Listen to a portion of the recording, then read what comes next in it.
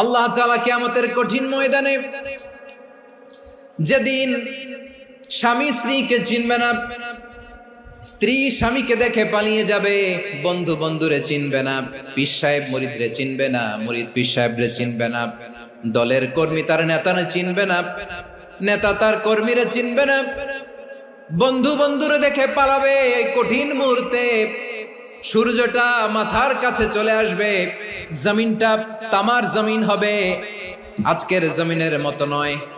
মানুষ ঘর্মাক্ত, ক্লান্ত, শ্রান্ত মাথার মগজগুলো কানের ছিদ্র আর নাকের ছিদ্র দিয়ে বেয়ে বেয়ে পড়বে। বিশ্বনবী ফরমান, কিয়ামতের ওই কঠিন ময়দানে 7 শ্রেণীর ব্যক্তিকে রব্বুল আলামিন তার আরশের নিচে ছায়া দিবেন।